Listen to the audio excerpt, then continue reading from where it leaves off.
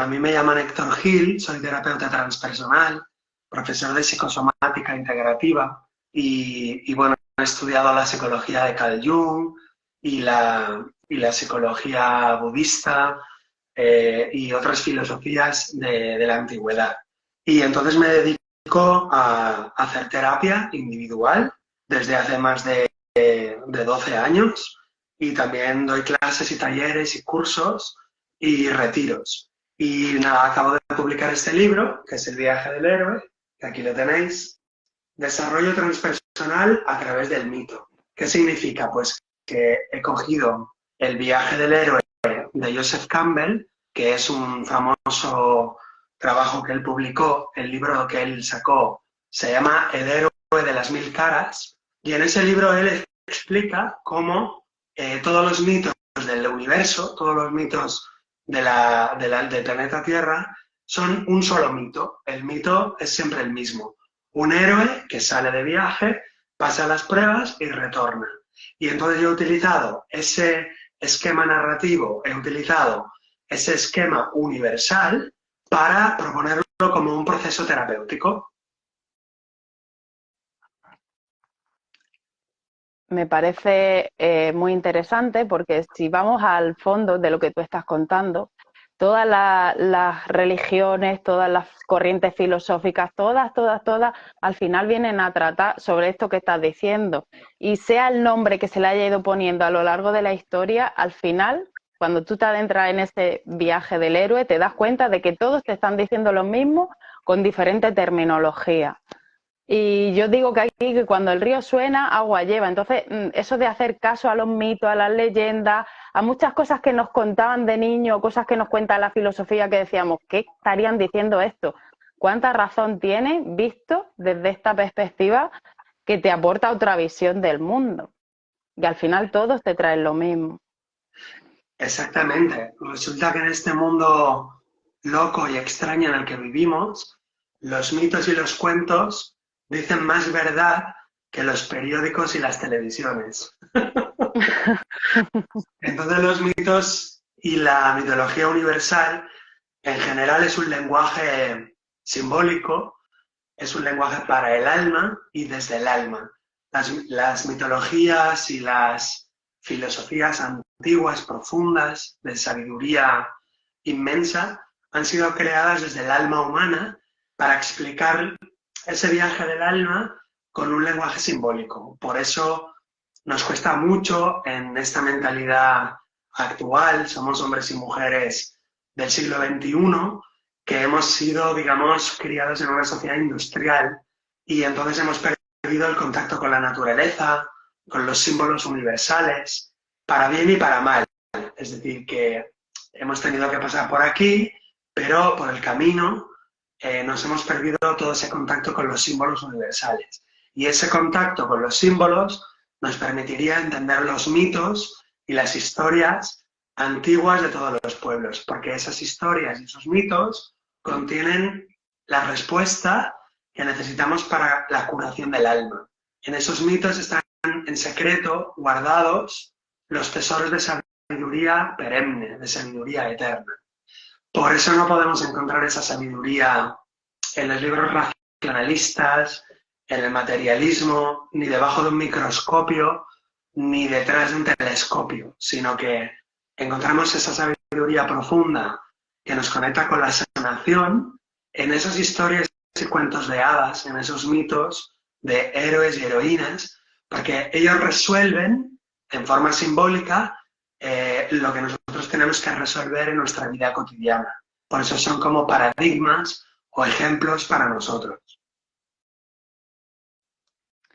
Así lo vivo yo también. Y esto que dices me resulta bastante interesante, el tema de que la gente busca respuestas, busca respuestas y al final todo lo tenemos mucho más cerca de lo que nos pensamos. Estamos buscando siempre el libro y realmente las cosas las tenemos en nosotros y esto que tú estás contando de los mitos, las leyendas, esa sabiduría, vamos a llamarla sabiduría popular, sabiduría ancestral, que se ha ido transmitiendo durante generaciones, y a pesar de que a veces se haya perdido el hilo, cuando tú lees alguna cosa es que te resuena y dices, wow, si esto yo ya lo sabía, wow, si esto yo ya lo sentía así, pero es desde ese sentir y desde el no tratar de darle explicación desde nuestra mente científica y analista, porque normalmente la experiencia siempre va por delante de lo que la ciencia va, por desgracia, porque como hoy en día lo queremos todo demostrar científicamente, para mí la mayor demostración es que cuando alguien se adentra en esto que tú denominas el viaje del héroe,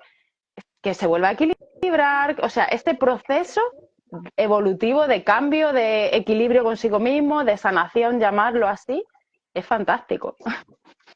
Sí, exactamente, Natalia. Además, estamos en un paradigma cientificista que todo lo quiere pesar y todo lo quiere medir, pero los grandes psicólogos como James Hillman, Stan Grof, Carl Gustav Jung, todos ellos nos hablan desde otro paradigma, nos hablan de un camino interior donde la psique, el alma, se va desarrollando poco a poco en un equilibrio de opuestos, encontrando el sendero del medio, como diría el Buda o como dirían los estoicos, y nos hablan de equilibrar lo masculino y lo femenino, lo antiguo y lo nuevo, lo gigantesco y lo pequeñito, lo divino y lo humano, lo animal y lo angelical, y precisamente ellos nos hablan de ese equilibrio interior que es la salud psicológica, la salud del alma.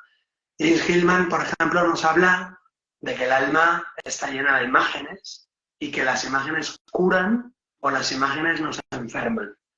Y claro, todo eso se sale del paradigma materialista, del paradigma cientificista, porque un símbolo no se puede pesar, una imagen interior no se puede de alguna manera medir, aunque en realidad se podría calibrar y se podría estudiar por razón de la paz que nos da o del miedo que nos provoca. Y en mis procesos terapéuticos lo veo como hay trabajos interiores en el alma, donde el alma, la conciencia de la persona observa las decisiones que ha tomado, injustas, incorrectas, que no se corresponden con la ley natural, con el amor universal, y entonces esa alma vuelve y rectifica esa decisión, y entonces esa alma se libera a sí misma de las decisiones que ella misma tomó. Así que todo exceso, nos dicen los sabios griegos, tiene que ser purgado, tiene que ser equilibrado. Y eso sería, como digamos, el desarrollo saludable de la psique.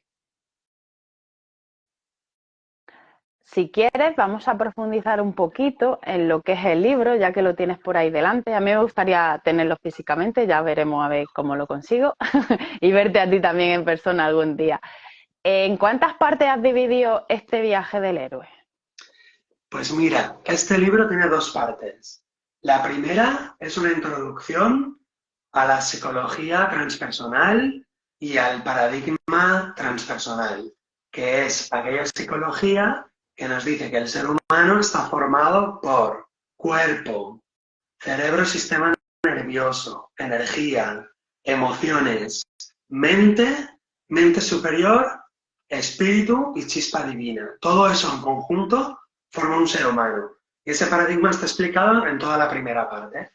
Y la segunda parte es propiamente, el viaje del héroe. Entonces, en la segunda parte están las 17 pruebas del viaje del héroe. Y esas 17 pruebas son las pruebas que va pasando toda alma humana, todo ser humano, lo sepa o no lo sepa.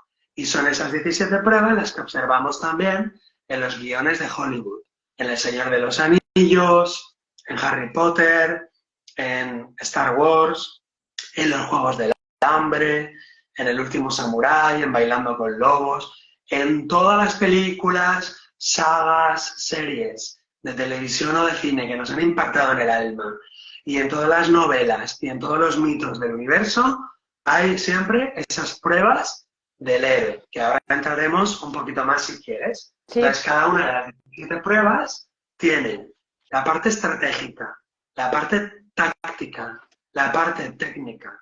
Tiene una serie de preguntas de reflexión para ver cómo la llevas esa prueba, y tiene también una película recomendada y una pieza musical recomendada. O sea que cada prueba de las 17 es como si estuvieras haciendo una terapia individual o una clase.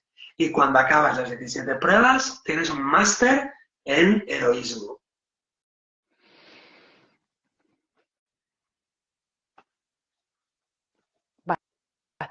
Me parece bastante interesante y las personas que no estén escuchando a lo mejor se están preguntando, ¿un máster cómo?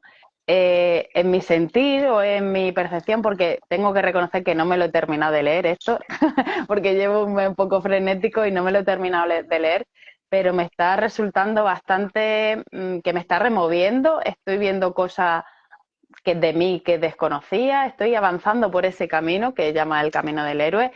Y es un proceso, bueno, cuando acabe ya os contaré, porque llevo desde que lo tengo así un poco, bueno, investigando.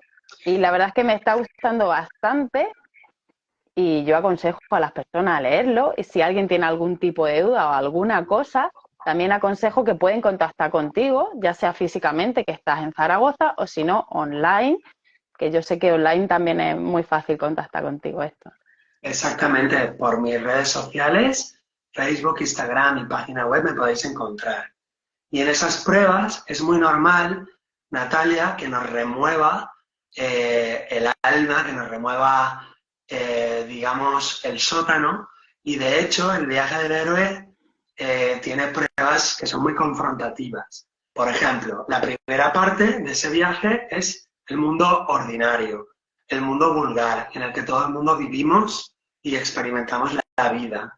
Pero aparece una prueba, que es una llamada a la aventura. La llamada puede ser a través de un golpe del destino, una enfermedad grave, un cambio de trabajo, un divorcio, la muerte de un ser querido, la muerte de tu hijo, de tu mascota, tienes que viajar a otro país, o sencillamente una crisis existencial, una depresión, un punto de tengo que cambiar, un punto de no retorno. Y entonces ahí el héroe rechaza la llamada. Y entonces los humanos, como dice aquí, en el rechazo de la llamada, tenemos la tendencia a la comodidad y a la rutina. Y cualquier llamada a separarnos y a renacer nos produce angustia. Entonces aquí en esta prueba del rechazo a la llamada, analizamos cómo son las llamadas, cómo se produce ese rechazo, y desde el punto de vista transpersonal decimos que todas las enfermedades graves son ya el resultado de haber rechazado la llamada. Porque si yo no hubiera rechazado la llamada, no me hubiera salido esa enfermedad grave. ¿Qué quiere decir? Que la enfermedad grave, cuando aparece, es como que la naturaleza ya te está diciendo últimos avisos para la llamada, últimos avisos para subirse al tren de la aventura. El héroe rechaza la llamada, pero luego, después de una serie de aburrimiento o de resistencia o de dolor o de sufrimiento, finalmente acepta la llamada. Cuando acepta la llamada, aparece el mentor o la mentora, que es la asistencia inesperada por parte del mundo mágico. Sería como un embajador o una embajadora que viene del mundo mágico al mundo ordinario todavía, y entonces allí te da, a través de un libro, a través de una película, a través de un mensaje, a través de un amigo, te llega un mensaje, digamos, del otro lado, del mundo de los dioses, del mundo de lo maravilloso, del mundo de los milagros. Y ese mensaje, ese mentor, siempre te aporta un mapa, una guía, una herramienta, una puerta, para que empieces a caminar. Y ahí verdaderamente empieza la segunda parte del viaje del héroe, que es todas las pruebas, digamos, iniciáticas, que son ritos de paso en sí mismas, donde tenemos que explorar el dolor, la soledad, el sufrimiento, la tristeza, la soberbia, la vanidad. Tenemos que explorar todo, digamos, los extremos del alma humana para poder superarlos. Por aquí dice José La magia que la magia no no existe. existe, es lo que estaba apuntando. Le invito a venirse conmigo un día. Gracias por tu aporte, José. No estoy nada de acuerdo contigo. yo que vivo como un niño, si no existiera la magia, cada día que me levanto, todo es, bueno, puede ser llamado magia, puede ser llamado sincronía, puede ser llamado destino, podemos ponerle tantas palabras. Sí, Y hay cosas que suceden como tú dices, casualmente me ha pasado esto, casualmente ha llegado esta persona, casualmente o causalmente. Esto sería tema de conversación para a lo mejor otro directo. sí, además, desde el punto de vista de un curso de milagros, la magia es cuando te duele la cabeza, tomarte una aspirina y se te va y se te va el dolor de cabeza. Esto es O magia. sea, creer que la causa está en el mundo material, eso es magia. Cuando la causa siempre es interior. Perdón.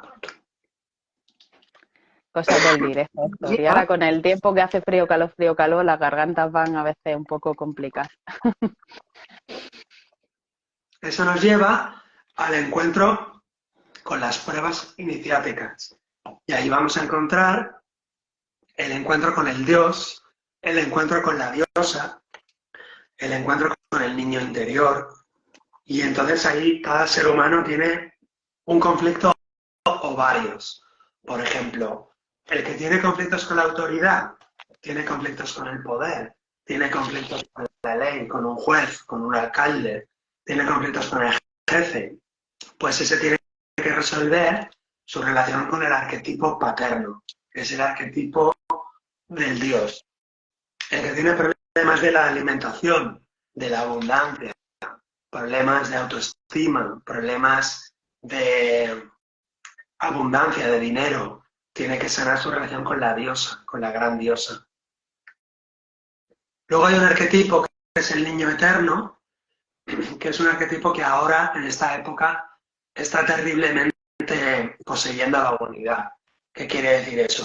Pues que hay unas partes de los seres humanos que se resisten a crecer, a madurar.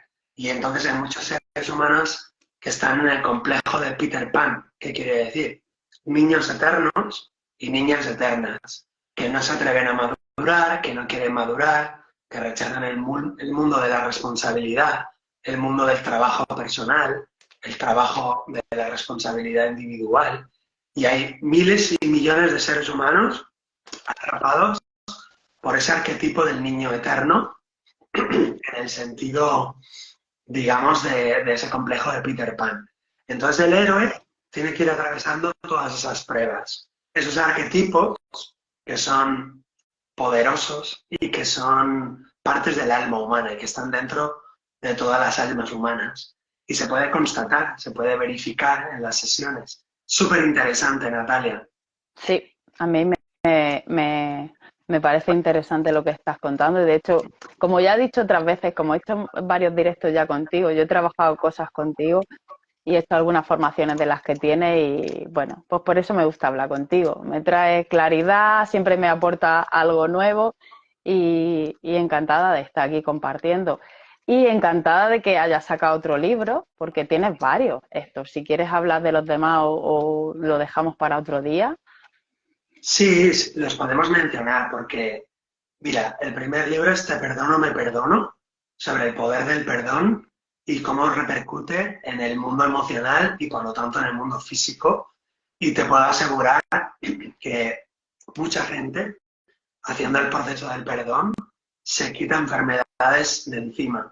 Perdonando a la hermana mayor, se quita la fascitis plantar. Perdonando a los hijos que no le dan amor, se quita la hernia de hiato. Perdonando a su exmarido, el padre de sus hijos, se quita la migraña. Pero hay mucha gente que odia perdonar, que se resiste a perdonar.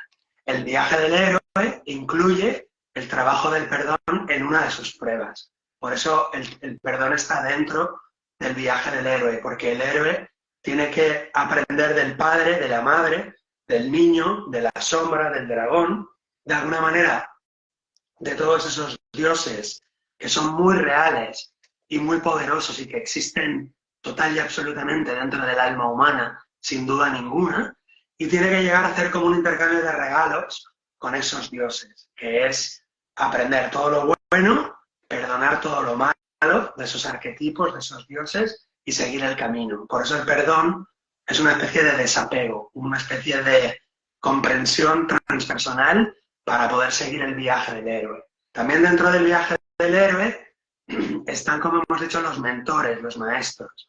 Por eso el segundo libro es Buda, Jesús, Platón, explicando en ese libro cómo Buda, Jesús y Platón son tres sistemas filosóficos completamente diferentes, pero que en esencia están diciendo exactamente lo mismo. Y en el libro se explica de manera comparativa, con textos, con cuadros, cómo los tres están diciendo exactamente lo mismo. Para Platón hay que salir de la caverna, para Buda hay que salir del samsara y para Jesús hay que salir del mundo, para llegar al cielo o para llegar al mundo de fuera de la caverna o para llegar al nirvana. Los tres dicen exactamente lo mismo. Es un despertar de la conciencia. No es una salida física. El cuerpo no tiene que salir de ninguna caverna. Es el alma, la conciencia, que va saliendo de la caja de cartón, de la cueva en la cual estamos metidos. Esa es una cueva mental. Es una caja de cartón mental.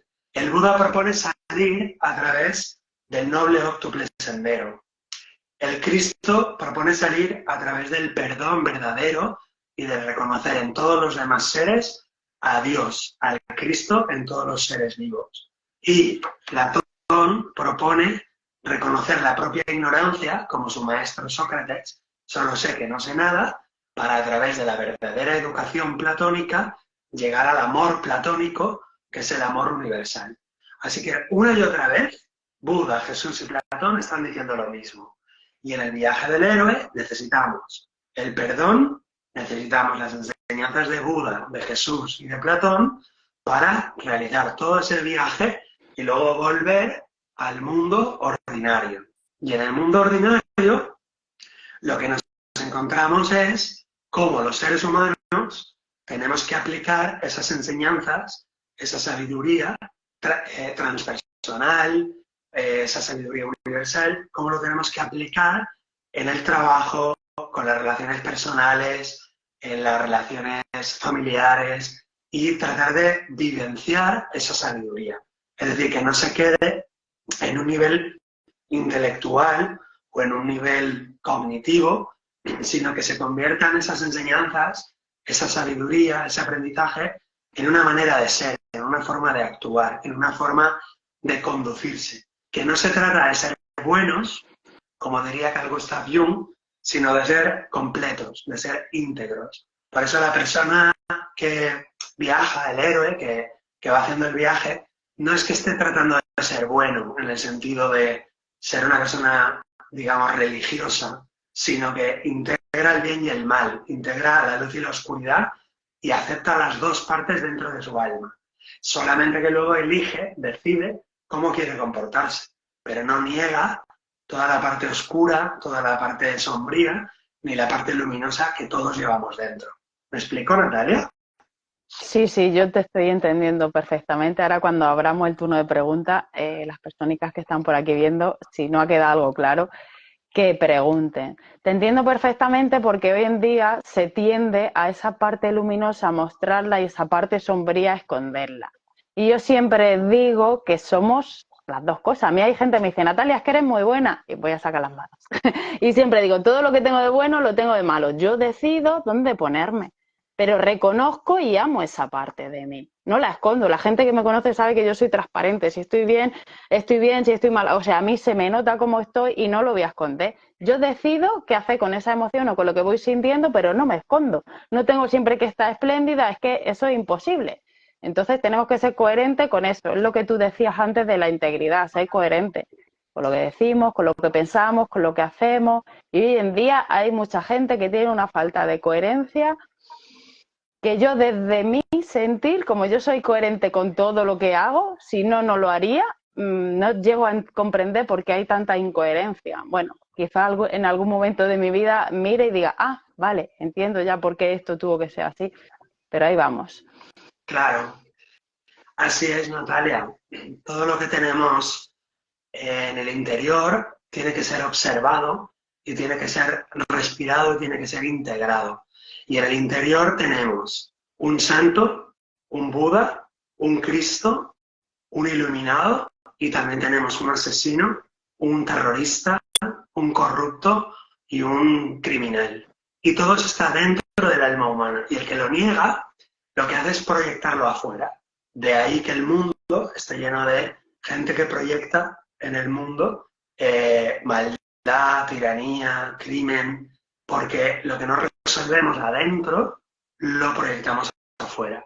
Así que en este planeta Tierra estamos todos proyectando continuamente. Por eso decía Jesús, veis la paja en el ojo ajeno, pero no veis la viga en el propio. Y Platón decía, no busques resolver afuera, sino que resuelve adentro en tu república interior y destrona al tirano en tu corazón y no afuera, porque el mayor trabajo es interior. Para realizar ese trabajo necesitamos mucha humildad y reconocer que no sabemos. Y a veces la humildad no viene sola. La humildad viene después de una enfermedad grave, de un dolor muy grande, de un sufrimiento muy grande. Afortunadamente el dolor abre la conciencia, abre la mente. Lo mismo que un abrelatas abre una lata de tomate. O lo mismo que unas tenazas parten una nuez para que pueda entrar la luz en la nuez y que la nuez pueda echar raíces y convertirse en un roble, tenemos que tener mucha humildad y esa humildad es difícil. El dolor, si lo supiéramos aprovechar, las enfermedades, los contratiempos, se convierten en abrelatas, se convierten en tenazas para abrir nuestra mente egoísta. La mente egoísta siempre se equivoca, la mente egoísta siempre miente, la mente egoísta nos atrapa. Pero cuando se abre un poco, para que entre un rayito de luz, desde la sencillez, ahí podemos encontrar a un maestro. Y podemos pedirle a la vida que nos envíe un maestro o una maestra. El que nunca ha tenido un maestro es porque todavía no lo ha pedido de corazón. Cuando se pide de corazón, se recibe. Todas las escrituras, en el Bhagavad Gita de la India, en el Talmud, en la Cábala, en la sabiduría griega, todas las sabidurías dicen pedid y recibiréis. El que pide, encuentra. El que pica, se le abre. Por eso la voluntad, la decisión de crecer, aprender, que aparezca un mentor, enfrentar las pruebas, todo tiene que partir de esa decisión de querer traspasar, de querer crecer, de querer avanzar. Si uno no lo decide, juega a hacerlo, pero en realidad no lo está haciendo. Tiene que decidirlo de verdad. Y entonces sí, aparecen los mentores, aparecen los libros, aparecen los rayos de luz y aparecen los empujones para que empieces a realizar tu camino del héroe o de la heroína interior. Héctor, en este sentido, hay veces, yo por lo que experimento y por lo que veo en mi entorno, ¿vale?, que la vida te está llevando a empujones para un lado y tú te empeñas en ir para el otro, te empuja para un lado y tú te empeñas en ir para el otro, sin darte cuenta que aunque tú no hayas pedido esos maestros, en el fondo a ti, lo digo por personas que yo conozco y el entorno, ¿vale? Tú quieres un cambio en tu vida y no lo estás dispuesto a hacerlo, estamos en la zona, vamos a hablar de la zona de confort. Lo digo por lo que dices de los maestros que hay que pedirlo. Sin tú pedirlo conscientemente, deseando desde el interior de ti mismo salir de esa zona de confort, van apareciendo personas en tu vida, ya sean amigos, ya sean familiares, ya sea un hijo, ya sea un padre, que vienen a enseñarte. Y son maestros porque para mí, mi familia y mis hijos, por ejemplo, yo decidí tenerlos, ¿vale? Son unos maestros alucinantes. Para quien diga que no tiene maestro, la vida te va poniendo personas de las que aprender. Yo no voy a seguir siempre diciendo que no voy a dejar de aprender y desaprender cada día, porque es increíble lo que puedo llegar a aprender y a desaprender de cualquier persona con la que hablo, cualquier persona con la que interactúo, estemos de acuerdo en lo que estemos compartiendo o no, pero aprendo y desaprendo un montón y te abren esa conciencia o te abren un poco la mente y dices, uy, esto no lo había visto yo desde esta perspectiva. Entonces, o soy yo que soy muy optimista o me encuentro maestros por todos los sitios y maestras y desde todas las edades. No eres tú, Natalia, es la vida. Es la existencia que es así, funciona así, como tú estás diciendo. No eres tú, no estás loca, estás cuerda. Mira, yo tengo maestros cada mañana. Abro la ventana, hay unos pájaros ahí que me enseñan cómo vivir. Y tengo también un gato en el vecindario que hace de maestro porque me asomo a la ventana y lo veo caminando por el filo y no se cae ni a la derecha ni a la izquierda. Entonces, desde luego que hay maestros, desde luego que la vida está llena de dioses y la vida está llena de maestros y la vida es absoluta y completamente mágica. Y el que no lo vea, no pasa nada. Tiene una caja de cartón, hay que dejar que el tiempo le abra la caja de cartón. No pasa nada.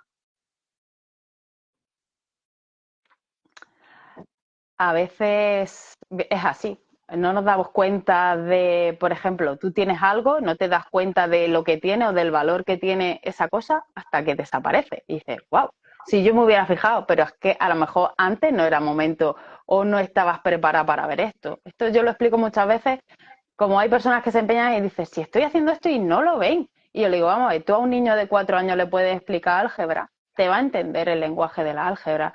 No, porque tiene que tener un aprendizaje previo para llegar a entender eso. Y cada uno estamos en un proceso y cada uno vivimos la vida a nuestra manera, unos la vemos azul, otros blanco, otros negro. Lo bonito es poder compartir y llegar entre todos a lo que hacemos aquí en los directos, a crear un coloquio, a crear que la gente se cuestione determinadas cosas. No venimos a traer soluciones, venimos a que la gente empiece a plantearse y replantearse cosas. Que al final es lo que tú dices, la vida te va llevando por ese camino del héroe si tú te dejas llevar. A las buenas o a veces a las malas, vamos a ponerle la etiqueta de malo, que tampoco es una cosa que me guste decir, pero a veces a las malas. Exactamente es así, Natalia.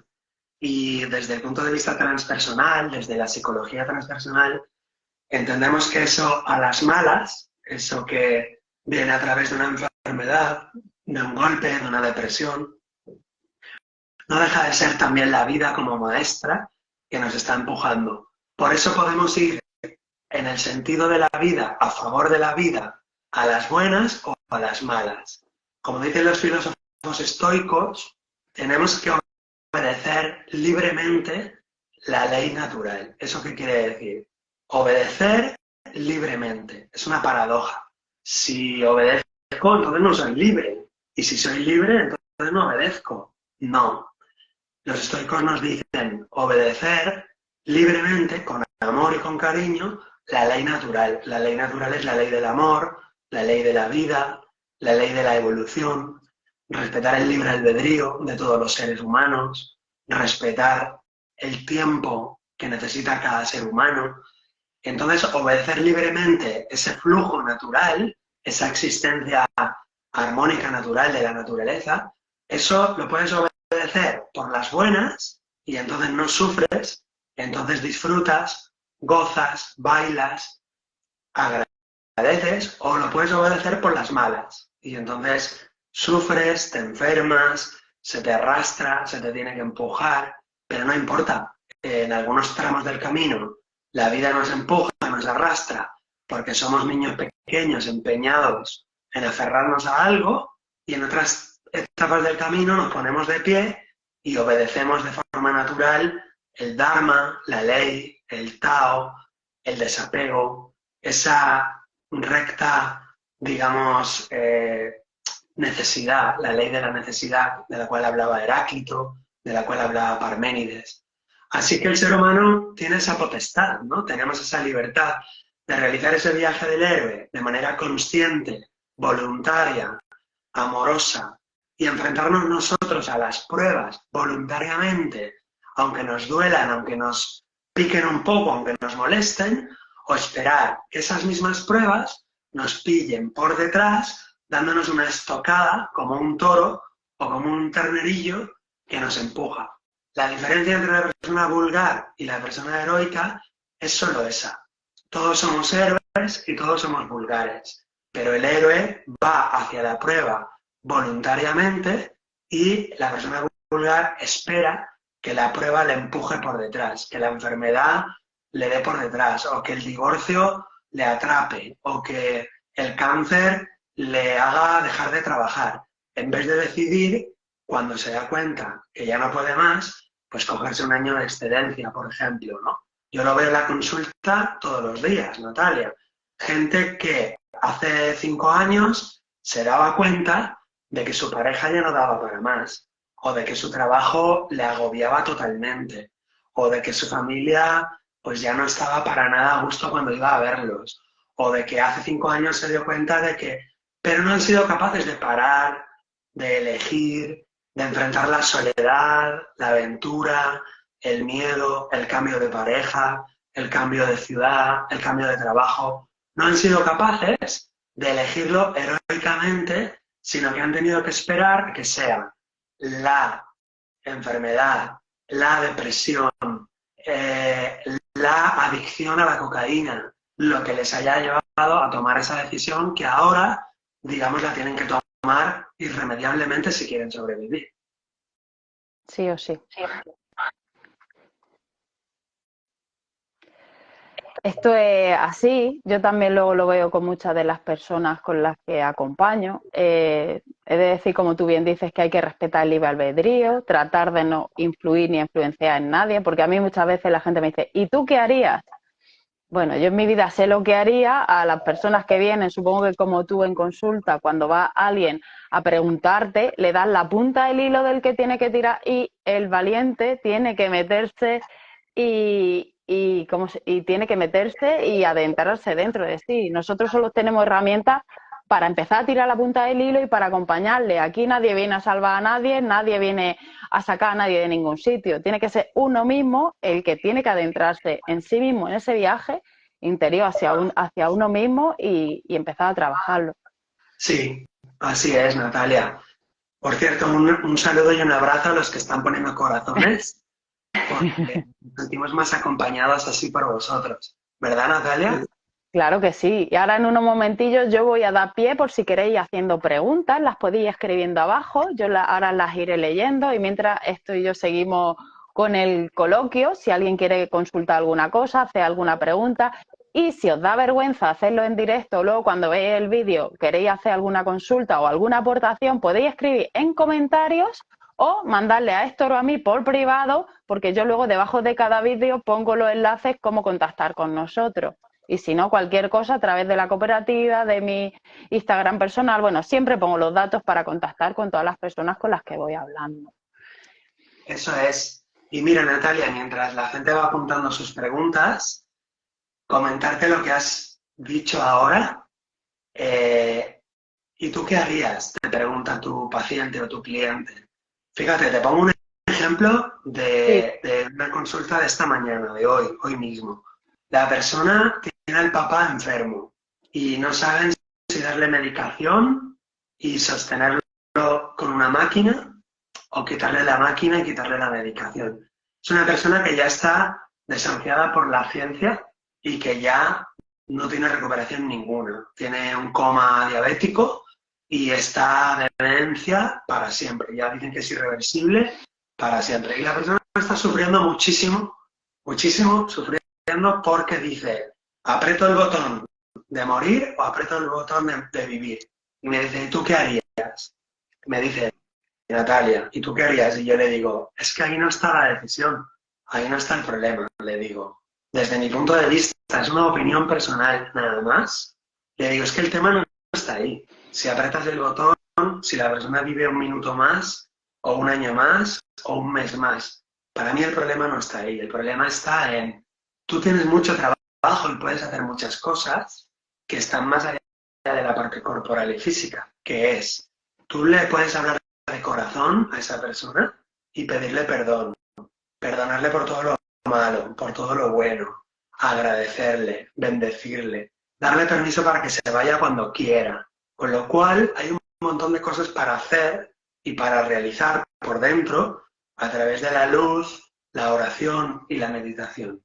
Pero la gente normalmente, Natalia, dice, ¿y tú qué harías? Tengo este tema concreto. ¿y tú qué harías con mi hijo? Mi hijo es cocainómano. ¿Y tú qué harías? No, no, no. Es que todo el mundo pregunta siempre por la consecuencia, pregunta por el resultado. Y lo que yo les digo es vete a la causa, no te vayas al resultado. Vete a la causa, no te vayas al efecto. Si tú tienes una manzana amarga, no me digas, ¿le pongo azúcar o no le pongo azúcar? O sea, la gente tiene un árbol que da manzanas amargas y me dicen, no sé si ponerle una inyección de azúcar a la manzana o no ponérsela. ¿Tú qué harías? Y yo le digo, es que ahí no está el problema, ¿no? No me hables de la manzana. Si la manzana es amarga, puedes meterle inyecciones de azúcar o no metérselas, pero nada de lo que hagas con la manzana va a resolver el problema. El problema no está, pues, en la manzana. Si la manzana sale amarga, el problema está en las ramas, en el tronco y sobre todo en las raíces. Hay que regar con agua dulce y hay que poner tierra rica en nutrientes. Por lo tanto, hay que ir a la causa de las cosas y no a los efectos. Cuando queremos resolver algo con los efectos, entonces estamos cayendo en la magia, en el peor sentido de la palabra magia. En el sentido feo o vulgar o malo de la palabra magia, quiere decir que queremos resolver una causa profunda, una causa mental, con una pastilla. Es como si quisiéramos apagar la luz que se pone roja en el coche cuando vamos conduciendo. En el tablero del coche se enciende un pilotito rojo, una luz roja, y queremos resolver el problema del motor rompiendo la luz roja o tapando la luz roja. Entonces lo que hace hoy la gente, por el paradigma materialista en el cual vivimos, es, va conduciendo con su coche, se enciende el piloto rojo, coge un martillo y le da a la luz roja hasta que la funde. Y dice, ya he resuelto el problema. Y sigue con el coche.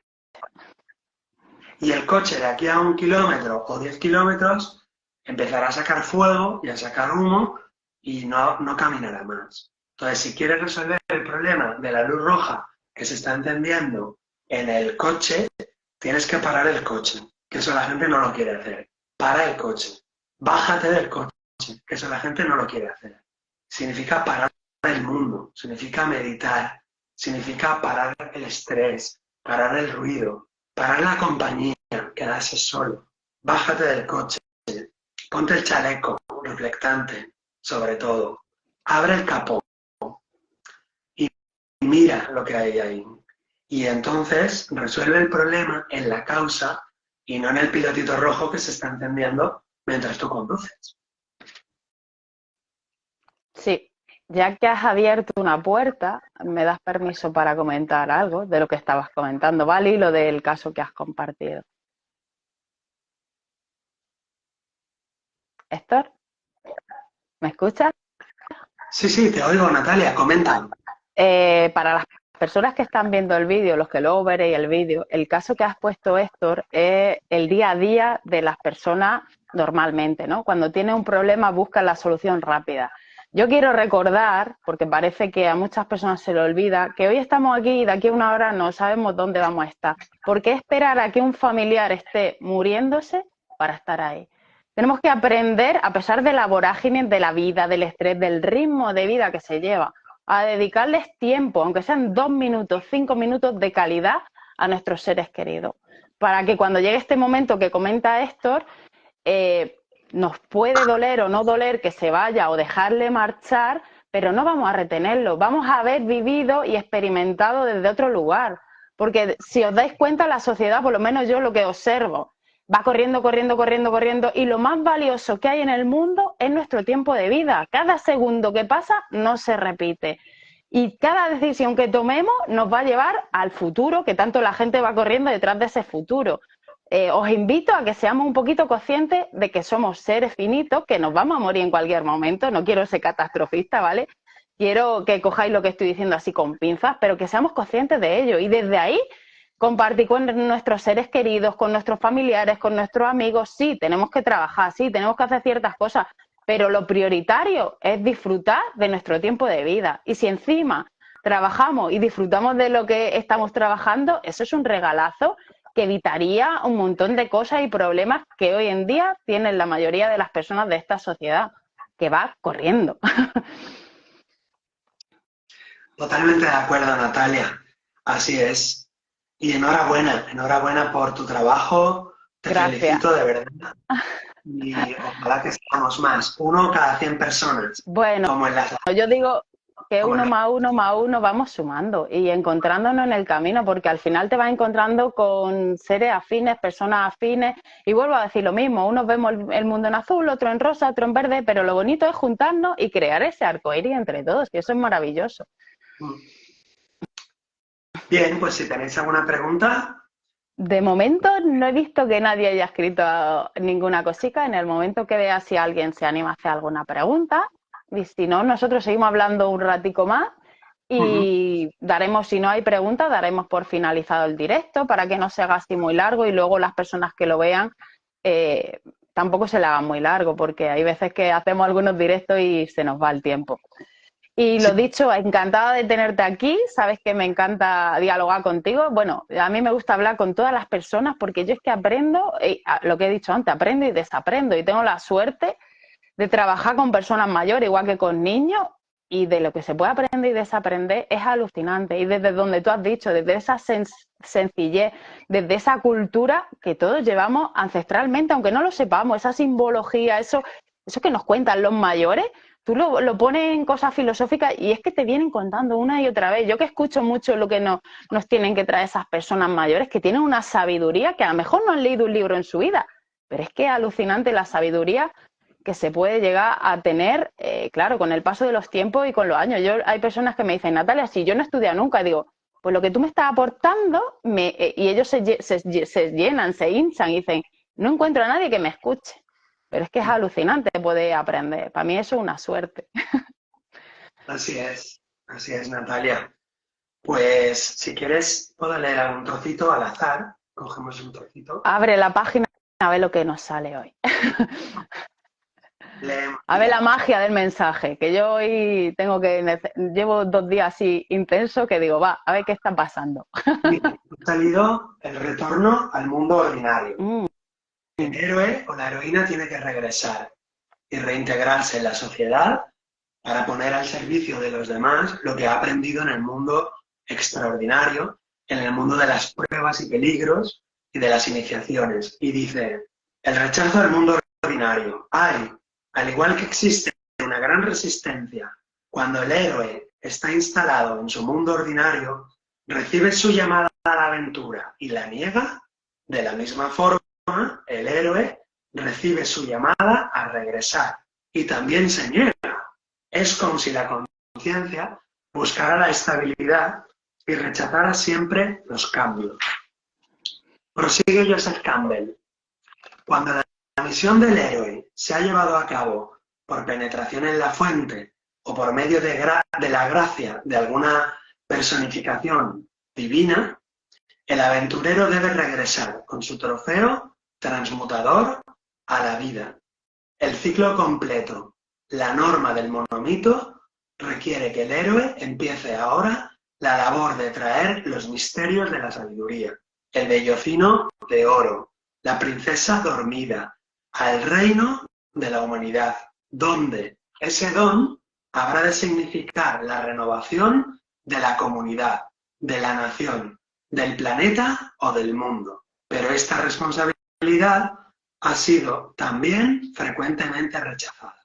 Así que nos negamos a emprender el viaje del héroe y cuando lo emprendemos nos negamos a regresar y volver al mundo ordinario. De ahí que mucha gente pues también se queda como en el proceso terapéutico y no quiere pararlo, no quiere dejar de estudiar y de leer, quiere estar siempre, digamos, colgada, ¿no? Gente que está, por ejemplo, con las plantas maestras, pero en vez de parar un poco y ponerse a aplicarlo, pues se queda siempre con eso, siempre probando eso, siempre, en lugar de parar y tratar de aplicar todo lo que ha aprendido en la plaza del mercado. Es decir, volver a la vida ordinaria, a poner la ropa, a poner la lavadora, a fregar los platos, a saludar al vecino, a aparcar el coche, a pagar los impuestos. ¿Qué quiere decir?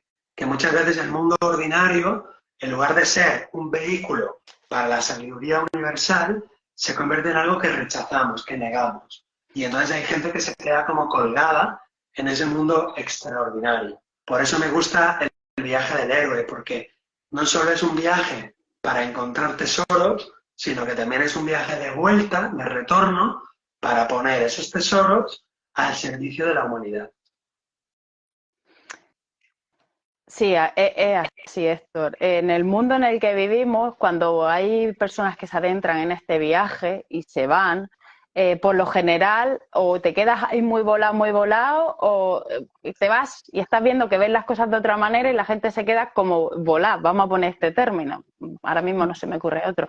Entonces, lo que yo siempre recomiendo, aconsejo, lo que yo en mí siento, yo puedo estar muy volada, a pesar, yo tengo una mente muy científica de matemática, a pesar de dedicarme a ciertas cosas que la vida me ha traído porque sí, y es así, ha tenido que ser así. Yo puedo estar muy volada, pero nunca pierdo de vista que yo tengo que estar aquí y ahora, y tengo mis raíces, por suerte, tengo una familia que tengo esas raíces ahí que me arraigan, y lo que tú estás diciendo, que estoy trabajando a ciertos niveles, el trabajo es traer eso aquí abajo, para compartirlo con los demás. Primero, el trabajo es de uno mismo y luego es bajar ese trabajo aquí abajo para compartirlo con los demás. Pero desde ahí, de estar muy centrado en uno mismo y no irte, porque es muy fácil, yo lo veo mucho, hablas con gente y, bueno, es que se nota un montón, que están volados, que te hablan de cosas, de plantas, de historias. Sí, mira, yo tengo aquí parte de mi biblioteca detrás, puedes tener muchos conocimientos, puedes haber leído mucho, puedes haber... Si eso no lo interioriza y lo compartes con los demás, no sirve de nada el conocimiento sin experiencia y al final el conocimiento que te dan otras personas, que te dan otros libros, que tú aprendes, no termina de ser cosas que otros te dicen. O sea, tú eso lo llevas en ti, lo integras en ti y a partir de ahí lo puedes compartir. Y es que se nota un montón, yo lo noto, por ejemplo, ahora estoy hablando contigo, y es que se nota cuando una persona comparte desde su integración con ese conocimiento. Porque si habláramos con una persona que te comparte de manual, yo digo personas que te comparten de manual, que es como que estás hablando con un libro o con alguien que tiene un diálogo o algo preparado para soltarlo. Entonces, lo bonito es eso, integrarlo para poder compartir. Esto sería... ¿Cómo quieres enseñar a la gente? Pues tienes que enseñar como si siempre estuvieras aprendiendo. Es la única manera que yo cuando hago las charlas y los talleres voy desde ahí. ¿Qué voy a aprender de las personas que han venido a las charlas? ¿Qué voy a aprender? Ellos vienen a aprender de mí, pero yo voy a ver qué tienen que ofrecerme. ¿Qué voy a aprender? Con esa mente abierta de seguir aprendiendo y compartiendo. Porque es que si no, al final te vuela, hay personas que se creen que es... Y aquí todos somos únicos, irrepetibles y necesarios. Y nadie sabe más que nadie. A cada uno nos ha tocado saber y aprender y experimentar lo que hemos decidido o lo que se nos pone en el camino. Entonces, también tenés eso ahí, que nadie sabe más que nadie, ni nadie... Bueno, algunos llegan antes a ese viaje del héroe y acompañan a otros y a otros pues nos toca llegar después y no pasa nada. Lo importante es atreverse a abrir esa capa que tenemos todos aquí y adentrarse ahí. Y si uno no se atreve de por sí, pues en este caso, ya que te tengo aquí, Héctor, pues podéis llamar a esto, contactar con él, cualquier persona que se dedica a acompañar a personas ahí, pero tener en cuenta que la persona que acompaña no es una varita mágica, no es nadie que te dé soluciones, simplemente es una herramienta que va a estar acompañándote en ese proceso. Y lo más bonito, Héctor, yo supongo que tú también lo has visto en consulta, es ver ese cambio de esas personas que al principio no querían adentrarse y luego se adentran, van abriendo, ¡pum! El cambio que dan en un tiempo, o a lo mejor en una semana solo, y tú dices, wow, ¿cómo puede ser que al tomar las riendas de tu vida todo cambie tanto? Magia, vamos a dejar ahí esa palabra tan bonita. Es maravilloso, la verdad que sí que es maravilloso. Y lo constatamos todos los días. Yo siempre digo que es un poco parecido al viaje de Dante por la Divina Comedia, ¿no? El terapeuta es como un acompañante, como Virgilio, no le cura, no le sana, el que cura y el que sana es el propio viaje. Y el Dante baja al infierno, aprende, resuelve, desata, libera a los que ha condenado allí al infierno. Luego hay la fase del purgatorio, sería la zona purgativa donde hay que desechar y tirar lo que ya no nos sirve, lo que nos hace pequeños, lo que nos atrapa, y seleccionar lo que sí queremos vivir, lo que sí queremos experimentar. Y es como un camino de Santiago o como un viaje por la Divina Comedia, para llegar al paraíso en el sentido de la paz, la estabilidad. Y entonces lo que se ve después del viaje del héroe es personas pues, que de alguna manera, sin estar en el nirvana, pero sí encuentran un equilibrio entre por ejemplo, entre yo y mis amigos, encuentro un equilibrio con mi vida interior, encuentro un equilibrio con la abundancia, con el dinero, con mi trabajo. Entonces, tú dices, ¿es mágico? Sí, es como si fuera la magia del orden. Es poner orden, orden interior, poner armonía interior, quitar pesos, limpiar, tirar trastos viejos, quemar cosas en la hoguera de San Juan que ya no sirven, soltar y poner orden y armonía. Y entonces, de forma natural, cuando pones orden en una habitación, pues puedes abrir la ventana y puedes barrer, fregar la habitación, permitir que entre la luz y entonces la habitación está ordenada y limpia. Y eso es el alma de los seres humanos. Es como una habitación de un castillo encantado, de un castillo mágico. Y esa habitación puede estar llena de fantasmas, de monstruos, o puede estar abriendo las cortinas, ordenada, limpia. Hemos vaciado lo que había debajo de la alfombra, lo que había en los cajones, y entonces uno de alguna forma está en paz consigo mismo, y esa habitación al final se convierte en un templo. ¿Por qué? Porque lo divino, la gracia, la belleza, la armonía natural vive en esa habitación, vive en esa alma, porque hemos dado espacio para que entre la parte grande, para que entre la luz. Hemos abierto las ventanas. Es una metáfora, pero es algo así el alma de los seres humanos. Mm. Y es todo un viaje, atreverse a adentrarse ahí. Y bueno, no quiero meter miedo, pero hay que tener valor y sobre todo ganas. De decir, bueno, venga, va. Y al final esas ganas yo, por lo que observo en las personas que luego he acompañado, es lo que tú dices. Procesos repetitivos, palos gordos en la vida, ¿por qué se repite esto? ¿Por qué se repite esto? Cuando algo se repite y no te gusta el resultado, la única opción que tenemos es actuar de forma diferente. Salir de la zona de confort y, bueno, atreverse. Total, sí, puede ser que mañana nos muramos, como he dicho antes. No quiero ser pesimista, pero es la realidad. ¿Qué esperamos para cambiar aquello que no nos gusta? Muy bien, Natalia, pues sí, te agradezco muchísimo No hay y preguntas. veo que no hay muchas preguntas, las podéis hacer luego a Sí. posteriori, como decía Natalia, en el chat de Instagram o por YouTube o por correo electrónico. Y nada, agradecer a la cooperativa Unión de Terapeutas, con sede en Barcelona, pero que se puede